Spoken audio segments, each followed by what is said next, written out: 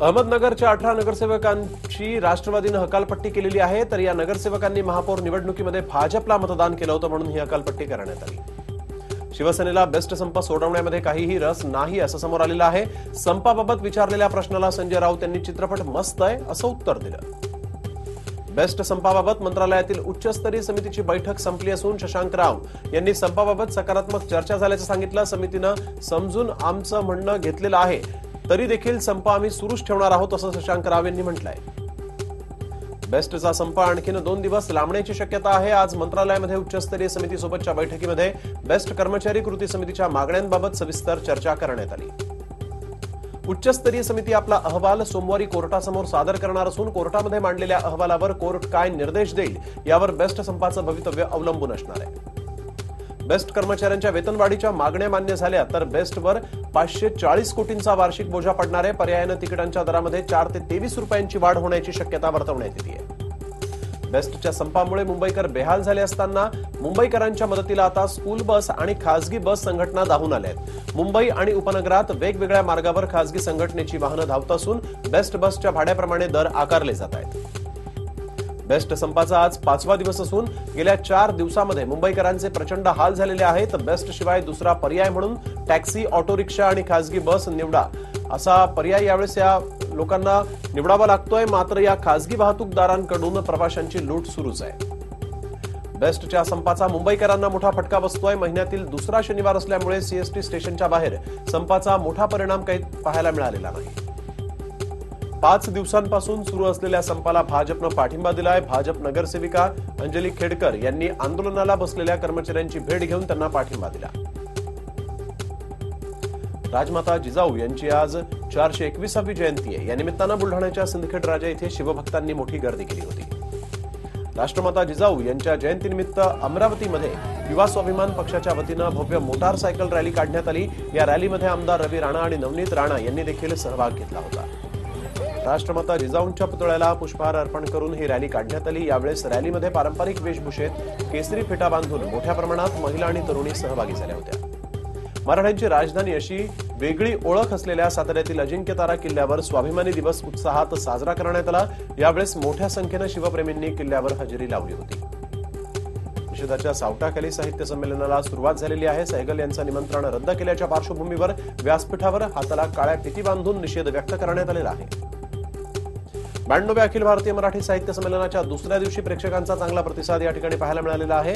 या ठिकाणी विविध स्टॉल्स लागलेले असून व्यंगचित्रांचे स्टॉल देखील लागलेले आहेत। 92व्या अखिल भारतीय साहित्य संमेलनामध्ये महाराष्ट्र पोलीस साहित्य रसिकांचं खास आकर्षण ठरत आहेत। आपल्या धकाधकीच्या आयुष्यातून वेळ काढत आपल्यातला कलाकार, रसिक, कवी जागा ठेवण्याचं काम यवतमाळ पोलिसातील काही कर्मचारी करतायत। पुण्यामध्ये हेल्मेट जागृतीसाठी पोलिसांनी अनोखा अभिनव उपक्रम राबवलेला आहे। एकाच वेळेस शेकडो हेल्मेटधाऱ्यांनी हेल्मेट घालून डान्स करत हेल्मेटबाबत जनजागृती केली।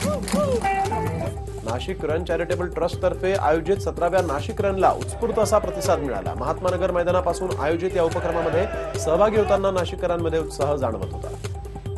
यावेळेस नामांकित कंपन्यांमध्ये कार्यरत परदेशी अधिकाऱ्यांनी देखील सहभाग घेतला होता आणि या धावपटूंना प्रोत्साहित केलं। यावेळेस सुमारे 20,000 नाशिककरांनी 5 किलोमीटरच्या नाशिक रनमध्ये आपला सहभाग नोंदवला। मुंबई गोवा हायवेवर वाहतुकीचे दोन्ही मार्ग सुरू करण्यात आलेले आहेत। मात्र अद्यापही पेण आणि पनवेल या दोनही बाजूला 6 ते 7 किलोमीटरपर्यंतच्या वाहनांच्या रांगा लागलेल्या आहेत। राष्ट्रवादीच्या कोट्यातील नगरची जागा काँग्रेस लढवणार आहे, तर काँग्रेसच्या कोट्यातील औरंगाबादची जागा राष्ट्रवादी लढवण्यास दोन्ही पक्षामध्ये सहमती असल्याची माहिती सूत्रांकडून मिळतेय। काँग्रेसचे विरोधी पक्षनेते विखे पाटील यांच्या बहिणीचे पती संभाजी झेंडे राष्ट्रवादीमध्ये प्रवेश करणार आहेत। राष्ट्रवादीचे अध्यक्ष शरद पवार यांच्या उपस्थितीत ते राष्ट्रवादीमध्ये प्रवेश करतील। पुण्यातील सासवडमध्ये राष्ट्रवादीचा शेतकरी मेळावा होणार आहे आणि या मेळाव्यामध्ये संभाजी झेंडे राष्ट्रवादीत प्रवेश करतील। उसाच्या 1 रकमी पहिल्या हप्त्यासाठी स्वाभिमानी शेतकरी संघटनेनं सातारा जिल्ह्यातील कराडमधील कारखान्यांच्या गट ऑफिसला टाळं ठोकून आपलं निषेध आंदोलन केलं आहे। साखर कारखाने एफआरपीचे नियम पायदळी तुडवून तुकडे करून ऊस बिलाची रक्कम शेतकऱ्यांना देत असून प्रशासन याला पाठबळ देत असल्याचा आरोप स्वाभिमानी संघटनेने केला। जर साखर कारखान्यांनी एफआरपी प्रमाणे बिलं दिले नाहीत तर मोठं आंदोलन उभा करू असं यावेळेस स्वाभिमानी संघटनेनं म्हटलंय। राज्यातील सरकारला पर्याय देण्यासाठी प्रजासत्ताक पक्षानं कंबर कसली आहे। प्रजासत्ताक पक्ष मुख्यमंत्री पदासाठी महिला उमेदवार देणार असून 288 जागा लढवणार असल्याची माहिती प्रजासत्ताक पक्षाचे लक्ष्मण चव्हाण यांनी दिली। या निवडणुकीमध्ये युवक आणि महिलांना 50% जागा देण्यात येणार आहेत. मंत्रालयाचं नाव सेवालय करावं. शेतकरी आत्महत्या रोखण्यासाठी सरकारनं प्रयत्न करावेत अशा मागण्या लक्ष्मण चव्हाण यांनी सरकारकडे केल्या. एक दगड मारून ब्रेकिंग न्यूज करण्यापलीकडे शेट्टींच्या संघटनेमध्ये हिंमत नसल्याची टीका मंत्री सदाभाऊ खोत यांनी केली. तर दम असेल तर कारखानदारांच्या दारात जाऊन आंदोलनं करून दाखवा असं आव्हान देखील सदाभाऊ खोत यांनी राजू शेट्टींना दिलं. राजू शेट्टी यांनी कोल्हापूरमध्ये अमित शहांना अडवणार असल्याचा इशारा दिला होता. त्यावर मंत्र्यांना आणि अमित शहा यांना अडवायला ही काही मोगलाई नाही असं प्रत्युत्तर खोत यांनी दिलं. तर वेळ आल्यास ईट का जवाब पत्थर से देंगे असा देखील यावेळी सदाभाऊ खोत म्हणाले. औरंगाबादमध्ये 10वीच्या विद्यार्थ्यानं आपल्याच वर्गमित्रावर किरकोळ वादातून पाठीवर कटारनं वार करत हल्ला केला. या हल्ल्यामध्ये गणेश काळे हा विद्यार्थी जखमी झाला असून चाटे कोचिंग क्लासेसमध्ये ही घटना घडली आहे. नागपूर जिल्ह्याच्या बेलतूर जवळच्या चिखली इथे विद्यार्थ्यांना शाळेत सोडणाऱ्या स्कूल बसला अचानक आग लागल्याची घटना घडली. मुक्तांगण इंग्लिश मीडियम स्कूलची ही बस होती. यावेळेस चालक आणि वाहकाच्या सतर्कतेमुळे विद्यार्थी थोडक्यात बचावलेले आहेत. शॉर्ट सर्किटमुळे ही आग लागल्याची प्राथमिक माहिती मिळत असून या आगीमध्ये बस मात्र जळून खाक झाली. पुणे नाशिक महामार्गावर खेडघाट अपघातांचा घाट बनलेला आहे. या महामार्गावरून सहलीसाठी निघालेल्या शाळकरी मुलांच्या एसटी बसचा आणि ट्रकचा अपघात झालाय. एसटी आणि टेम्पोच्या या अपघातात शाळकरी मुलं थोडक्यात बचावलेली आहेत. या अपघातामुळे पुणे नाशिक महामार्गावर खेडघाटामध्ये मोठी वाहतूक कोंडी झाली होती. भिवंडी ठाणे रस्त्यावर अंजूरफाटा इथे रेल्वे पुलाखाली टायरनं भरलेला ट्रक अडकल्यामुळे तिथून होणारी वाहतूक खोळंबली होती. पोलिसांच्या मदतीनं ट्रकमधील टायर काढून ट्रक बाहेर काढण्यात आला. या पुलाखालून अवजड वाहनांना प्रवेश बंदी असताना तिथून नियमितपणे वाहतूक होत असते. या ट्रकमध्ये जर अवजड वस्तू असत्या तर रेल्वे पुलाला देखील धोका झाला असता आणि या ठिकाणी मोठा अपघात घडला असता. पोलीस मात्र याकडे साफ दुर्लक्ष करतायत असा आरोप स्थानिकांनी केला आहे. ब्रह्मपुरी तालुक्यातील हळदा इथे वाघाच्या हल्ल्यात दिवाकर बाबूराव गेडाम यांचा दुर्दैवी मृत्यू झाला. हळदा गावात लगत शेतामध्ये काम करत असताना वाघानं त्यांच्यावर हल्ला केला. गगनबावडा तालुक्यातील तस्कर हत्तीनं जे आहे ते पुन्हा दाजीपूर जंगलामध्ये प्रवेश केला असून सध्या महादेवमाळी या भागामध्ये हा हत्ती जो आहे तो दिसून आलाय. त्यामुळे सुरक्षिततेचा उपाय म्हणून आजपासून अभयारण्य पर्यटकांना बंद करण्यात आलेला आहे. जुन्नरच्या सुलतानपूर भागातील शेतामध्ये एक मृत बिबट्या आढळून आला. बबन आतकरी या शेतकऱ्याच्या शेतामध्ये हा मृत बिबट्या आढळून आला असून हा बिबट्या मादी जातीचा आहे. शाळेच्या सहलीमध्ये मुलांचा संशयास्पद मृत्यू झाल्यामुळे शाळा व्यवस्थापनावर गुन्हा दाखल करावा या मागणीसाठी नालासोपाऱ्यामधील नवजीवन विद्यामंदिर शाळेच्या आवारात संतप्त नागरिकांनी आक्रोश सुरू केला. सहली दरम्यान दीपक रामचंद्र गुप्ता या 10वीत शिकणाऱ्या मुलाचा संशयास्पद मृत्यू झाला होता. हा मृत्यू नसून घातपात आहे असा आरोप शाळा व्यवस्थापनावर त्याच्या नातेवाईकांनी केलाय आणि या शाळेच्या व्यवस्थापनावर आता गुन्हा दाखल करावा यासाठी आंदोलन देखील करण्यात आलं. कारंजा येथील सिंधी कॅम्प परिसरामध्ये संपत्तीच्या कारणावरून वाद झाल्यामुळे एकाच कुटुंबातील लोकांमध्ये तुफान हाणामारी झाल्याची धक्कादायक घटना समोर आली आहे. या हाणामारीमध्ये दोनही कुटुंबातील 5 जण जखमी झाले असून जखमींमध्ये एका महिलेचा देखील समावेश आहे. या सर्व जखमींना रुग्णालयात दाखल करण्यात आलाय. सातारा जिल्ह्यातील मेढा येथील वेण्णा नदीच्या पुलावरून उडी मारून फार्मसी कॉलेजमध्ये शिकणाऱ्या परभणीच्या नकुल दुबे या विद्यार्थ्यानं आत्महत्या केली. मित्रांसमवेत वेण्णा नदीच्या पुलावर गेल्यानंतर मित्राच्या हातात चिठ्ठी देऊन अचानक त्यानं पुलावरून उडी घेतली. महाबळेश्वर ट्रेकर्सच्या मदतीनं वेण्णा नदीच्या परिसरामध्ये त्याचा मृतदेह शोधण्याचं काम सुरू आहे. अंबड तालुक्यातील जामखेड इथे रोहित्र बसवण्याचं काम सुरू असताना वरच्या तारेला चिकटल्यामुळे शहादेव राठोड या कामगाराचा जागीच मृत्यू झाला. जळगावमध्ये एका माथेफिरूनं 7 वर्षाच्या मुलीवर अत्याचार केल्याची धक्कादायक घटना समोर आलेली आहे. या घटनेनंतर या माथेफिरूनं या मुलीची तिच्या लहान भावासह या मुलीला विहिरीत फेकलं. दरम्यान पोलिसांनी या माथेफिरूला आता बेड्या ठोकल्या आहेत. आंबेगाव तालुक्यातील पारगाव शिगवे इथे दरोडा टाकण्याच्या उद्देशानं आलेल्या चोरट्यांनी घरातील वृद्ध दाम्पत्यावर कुणी हल्ला केल्याची घटना जी आहे ती या ठिकाणी घडली आहे. या हल्ल्यात कुशाभाऊ लोखंडे यांचा जागीच मृत्यू झाला असून सुमन लोखंडे या गंभीर जखमी आहेत. त्यांना मंचर येथील ग्रामीण रुग्णालयात पुढील उपचारांसाठी दाखल करण्यात आलं.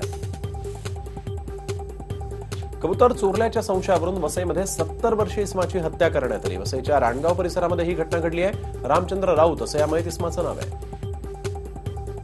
जाब विचारण्यासाठी गेलेले असताना वादावादी झाल्यानंतर रामचंद्र राऊत यांची गळा दाबून हत्या करण्यात आली. या प्रकरणी 8 जणांच्या विरोधात वसई पोलीस ठाण्यामध्ये हत्येचा गुन्हा दाखल करण्यात आला असून यामध्ये 3 महिलांचा समावेश आहे. चिंचपोकळी ते सानेगुरुजी मार्गावरील मोनोरेलच्या पिलरमध्ये एक मोठं लाकूड अडकलं होतं. यावेळेस स्थानिक नागरिकांनी अग्निशमन दलाच्या मदतीनं हे लाकूड बाहेर काढलं. अस्तित्वात नसलेल्या गावांना ग्रामसेवक देण्याचा प्रताप नांदेड जिल्हा परिषदेने केला आहे. जिल्हा परिषदेचे सदस्य साहेबराव धनगे यांनी याबाबत रितसर तक्रार दाखल केल्यामुळे जिल्हा परिषदेच्या कारभारामधील अनागोंदी आता समोर आली आहे.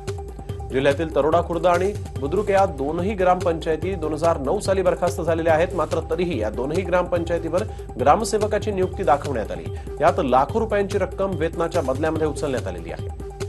सोलापूर शहरामध्ये हुतात्मा दिन साजरा करण्यात आला. यावेळी सुशीलकुमार शिंदेंनी या चारही हुतात्म्यांना अभिवादन केलं. या हुतात्म्यांचा आज 88वा स्मृतिदिन आहे. यावेळी सुशीलकुमार शिंदेंनी शालेय विद्यार्थ्यांना या चार हुतात्म्यांच्या शौर्यकथा सांगितल्या. सोलापूर शहरानं स्वातंत्र्यापूर्वीच 4 दिवसांसाठी स्वातंत्र्य उपभोगलं होतं. त्याचाच ठपका ठेवत शहरातील स्वातंत्र्य चळवळीतील या 4 जणांना फासावर लटकवण्यात आलं होतं. नागपूर जिल्ह्यातील शेतकऱ्यानं काळ्या तांदळाचं यशस्वी उत्पादन घेतलंय. अरंगत गांगनेर या गावातील घनश्याम खंडाते या शेतकऱ्यानं हा तांदूळ सेंद्रिय पद्धतीनं पिकवलाय. द रॉयल कोल्हापूर हॉर्स शोचं आयोजन कोल्हापूरमध्ये करण्यात आलं होतं. या शोमध्ये मोठ्या संख्येनं राज्यातल्या विविध भागातून घोडेस्वार सहभागी झाले होते. विशेष म्हणजे यामध्ये महिला घोडेस्वार देखील जिद्दीनं उतरल्याचं पाहायला मिळतंय. पूर्वी घोडेस्वारी हा खेळ केवळ राजघराण्यातील किंवा मोठ्या घराण्यातील व्यक्तींचाच खेळ म्हणून ओळखला जायचा. मात्र आता हा खेळ सर्वसामान्य नागरिकांपर्यंत पोहोचावा यासाठी द कोल्हापूर रॉयल्स हॉर्स शोचं आयोजन करण्यात आलंय. भाजपच्या राष्ट्रीय अधिवेशनामध्ये मोदींनी आपल्या भाषणाच्या सुरुवातीलाच आज मला जरा जास्त बोलायचंय असं म्हणत आपल्या भाषणाला सुरुवात केली. यावेळेस मोदींनी 2 खोल्यांचा पक्ष एवढा मोठा झाल्याचं सांगत 16 राज्यांमध्ये भाजपचं सरकार आहे असं म्हटलंय. आम्ही केवळ योजनांची नावं बदलली असा आरोप काँग्रेसने केला. मात्र आम्ही कोणत्याही योजनेला माझं नाव दिलेलं नाही असं सांगत काँग्रेसच्या आरोपाला मोदींनी प्रत्युत्तर दिलं. भाजप सरकारनं कामांना जी गती दिली आहे ती अभूतपूर्व आहे असं यावेळेस मोदी म्हणाले. त्याचबरोबर सगळ्या समस्या संपल्या असा आमचा दावा नाही. मात्र देशाला पुढे नेण्यासाठी जी कमतरता होती त्यात प्रयत्न केल्याचं सांगत चौकीदार रुकनेवाला नाही असं देखील मोदी म्हणाले. देशाच्या विकासासाठी आणि सुरक्षेसाठी मजबूत सरकार हवंय. मात्र काँग्रेसला देशाची लूट करण्यासाठी कमकुवत सरकार हवंय असं सांगत भाजप अधिवेशनामध्ये मोदींनी काँग्रेसवर हल्लाबोल केला. भाजपच्या राष्ट्रीय परिषदेचा आजचा शेवटचा दिवस आहे. या परिषदेत नितीन गडकरी यांनी भाषण केलेल्या भाषणामध्ये काँग्रेसवर जोरदार टीका केली आहे. काँग्रेसनं नेहमी गरिबी हटावच्या फक्त घोषणा दिल्या, पण गरिबी मात्र हटवलेली नाही. गेल्या 4.5 वर्षात आम्ही गरिबांसाठी काम केलं असून येत्या काळात काँग्रेसला इटका जवाब पत्थर से देंगे असा इशाराच त्यांनी दिला. यावेळेस गडकरी यांनी उज्ज्वला योजना, आयुष्यमान भारत, प्रधानमंत्री पीक योजनांचा उल्लेख करत 1,25,00,000 दलितांना घर देण्याचाच संकल्प असल्याचं सांगत भारत बदलतोय असं म्हटलंय. 4.5 वर्षामध्ये आम्हाला जी संधी मिळाली आहे त्यामध्ये आम्ही फक्त बोलतच राहिलेलो नाही तर काम देखील करून दाखवलं. आगामी निवडणुकीमध्ये मोदींच्या नेतृत्वाखाली आम्ही पुन्हा एकदा निवडणूक जिंकू असा विश्वास गडकरींनी व्यक्त केला. निर्मला सीतारामन यांनी संसदेत राफेलच्या मुद्द्यावर विरोधकांना चांगलं उत्तर दिलं असं सांगत गडकरी यांनी संरक्षण मंत्री निर्मला सीतारामन यांचं कौतुक केलं. दिल्लीत एकीकडे भाजपची विशेष राष्ट्रीय परिषद सुरू असतानाच दुपारी 12:30 वाजताच्या सुमारास सपाचे अखिलेश यादव आणि बसपाच्या मायावती यांची एकत्रित पत्रकार परिषद पार पडली. मोदींना टक्कर देण्यासाठी सपा आणि बसपा एकत्र निवडणूक लढवणार असल्याची माहिती मायावती यांनी दिली. अखिलेश आणि मायावती यांच्या जागाही निश्चित झाल्या असून मायावती 38 जागा लढवणार आहेत तर अखिलेश लोकसभेच्या 37 जागा लढवण्याची शक्यता आहे. अखिलेश यादव आणि बसपाच्या मायावती यांची एकत्रित पत्रकार परिषद सुरू झाली होती. लोकभावनेचा आदर म्हणून आम्ही एकत्र येत आहोत असं मायावती यावेळेस म्हणाल्या. भाजप सरकारकडून जनतेची दिशाभूल होत असल्याचा आरोप मायावतींनी केला. भाजपनं बेईमान सरकार बनवल्याची टीका मायावतींनी यावेळेस केली. जम्मू काश्मीरमध्ये राजौरी जिल्ह्यात प्रत्यक्ष नियंत्रण रेषेजवळ झालेल्या स्फोटात पुण्यातील मेजर शशी नायर यांच्यासह 2 जवान शहीद झाले. नायर यांचं पार्थिव विमानानं पुण्यात आहे. नायर गेल्या 11 वर्षांपासून सैन्यात कार्यरत होते. उत्तर प्रदेशातील ज्ञानपूर जिल्ह्यात एका स्कूल बसला आग लागली आणि यावेळेस 12 विद्यार्थी या आगीमध्ये भाजले गेले. त्यातील 8 विद्यार्थ्यांची प्रकृती गंभीर असून जखमी विद्यार्थ्यांवर सध्या शासकीय रुग्णालयात उपचार. नटवर सिंग यांचा पुत्र आणि बीएसपीचे नेता जगत सिंग यांनी राजस्थानातील अलवार येथील सभेमध्ये वादग्रस्त वक्तव्य केलं. नरेंद्र मोदी, अशोक गहलोत आणि वसुंधरा राजेंवर टीका करताना दगडाचं उत्तर AK-47 न देऊ असं म्हटलंय. मागील 4.5 वर्षामध्ये राम मंदिराकडे दुर्लक्ष केलं असून निवडणुकांमध्ये राम मंदिराचं राजकारण करत असल्याचं मत प्रयागराज येथील संतांनी व्यक्त केलं. दिल्लीत थंडीची लाट कायम असून सोबत दाट धुकंही वातावरणामध्ये पाहायला मिळत आहेत. दाट धुक्यांचा रेल्वे वाहतुकीवर आता परिणाम झाला असून सर्वच गाड्या 2 ते 2.5 तास उशिरानं धावत आहेत. कडाक्याच्या थंडीतही प्रजासत्ताक दिनी होणाऱ्या कार्यक्रमाची जोरदार तयारी राजपथ या ठिकाणी सुरू आहे. पहाटेच्या थंडीतही सराव परेड आयोजन करण्यात आलं होतं. कोर्टाच्या निर्णयानंतरच राम मंदिराचा शिलान्यास करण्यात येणार असल्याचं वक्तव्य केंद्रीय आरोग्य आणि कुटुंब कल्याण मंत्री अश्विनी चौबे यांनी केलं.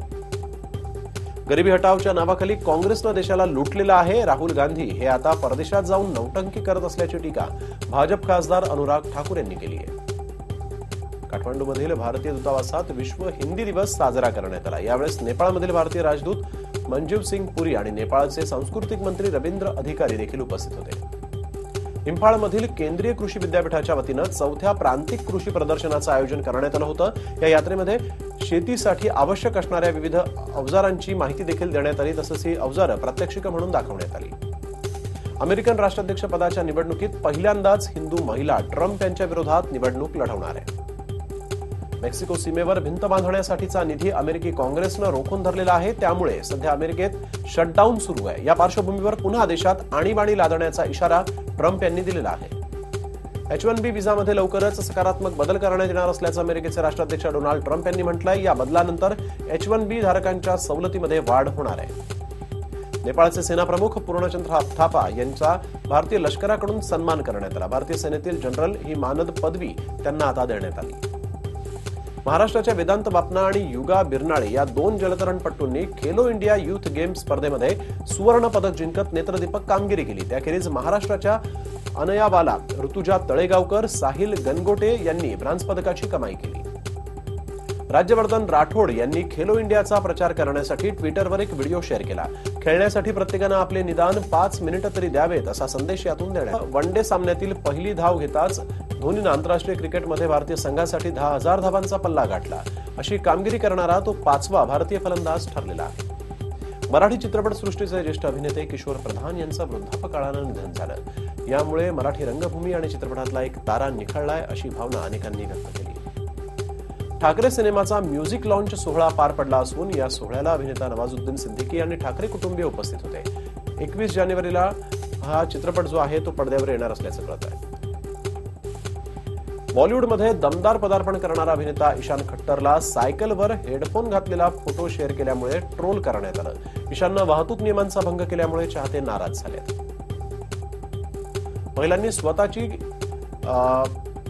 महिला चाहत्या त्यांनी सक्षम होण्यासाठी आता स्वतःच यासाठी पुढे येणं गरजेचं आहे. मीटू संदर्भामध्ये विचारलेल्या प्रश्नाला त्यांनी हे उत्तर दिलंय. प्रजासत्ताक दिनाच्या दिवशी रिलीज होणाऱ्या ऋतिकच्या सुपर 30 या सिनेमाची तारीख लांबणीवर पडली. सिनेमामध्ये काही नवीन सीन आवश्यक असल्यामुळे हा निर्णय घेण्यात आलाय. और वो च्या रिमेकमध्ये कार्तिक आर्यनची वर्णी लागणार आहे. पूर्वी या सिनेमात अर्जुन कपूर, सोनाक्षी सिन्हा आणि तापसी पन्नू झळकणार असल्याची माहिती होती. अक्षय कुमारच्या हाऊसफुल 4 या चित्रपटाचं दिग्दर्शन साजिद खान करणार होता. मात्र मीटूच्या आरोपानंतर त्याला काढून टाकण्यात आलं. त्याच्या जागी आता फरदाह सामजी यांना संधी देण्यात आली आहे.